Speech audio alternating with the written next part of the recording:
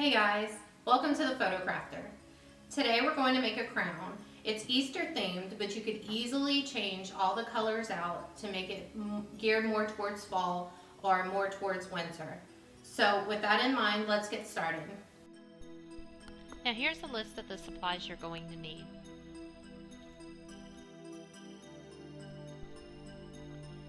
First, you'll need to trace out your pattern.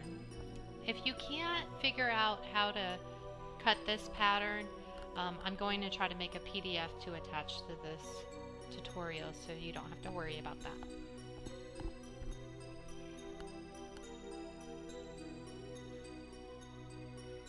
You'll need to do this twice.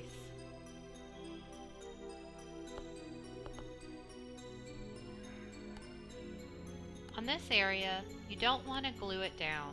Leave it open and use your glue stick to glue around the outer edges of the first felted crown, and then place the other one right on top, remembering to leave those sides open. Now you want to take some moss and just kind of lay out your pattern, taking and choosing the colored moss that you want, deciding which looks better. You can glue this as you go along.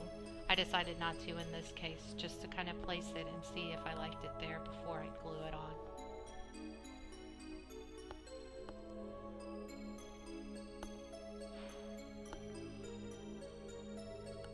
Now you want to add some flowers.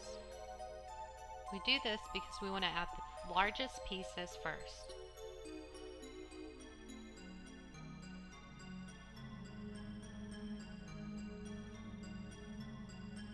Adding the flowers, now adding your rhinestones, your pearls. I actually will save the pearls for a little bit later.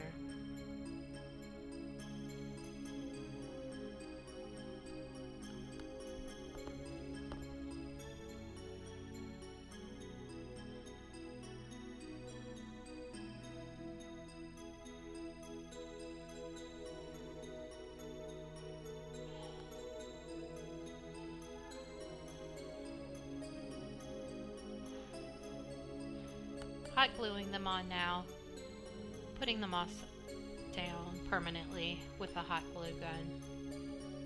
And then we're going to move on to the little balls.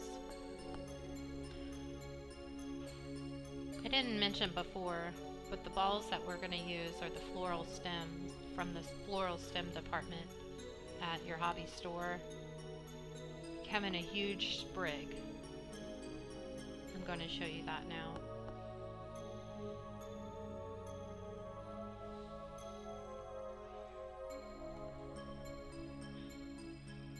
Those are the green ones that I picked up. Yellow.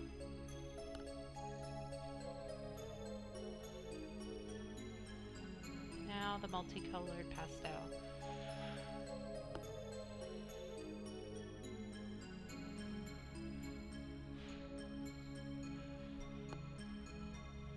Trying to keep them in clusters, you're going to cut large pieces out and glue those onto your crown in a design that you like. I'll sometimes lay them down and then glue them on. It helps with the design. In this case, I had a ball that broke in half. Just pick it off and keep going.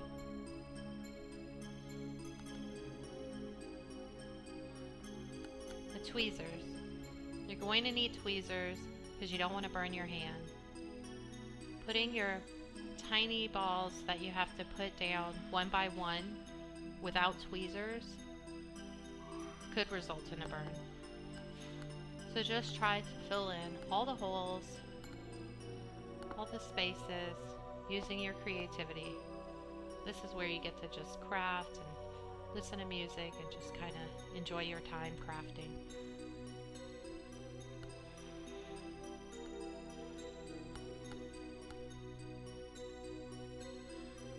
I think you guys just about have the idea.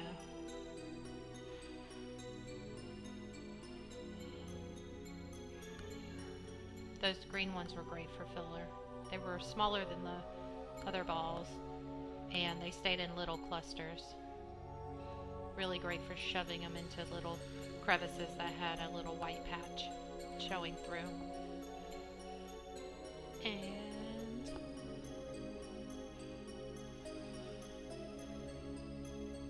oh, I glued that one on upside down. No worries, flipped it over. Wow, I think I kind of got into this. I think you guys have the idea though. Okay, so now I'm going to talk about the sides. Why do we leave these open and not glue them down? This area is for the elastic, obviously, and I cut about 4 inches. I have a piece of tape on my table that's 4 inches because I tend to use that size a lot when I'm making flowers or using it for the back of things like this. So I just kept the piece of freezer tape on the table at all times. It's 4 inches long. Anyway, my glue wasn't. You need to let the glue set up before you start gluing the other side so it's sturdy like this.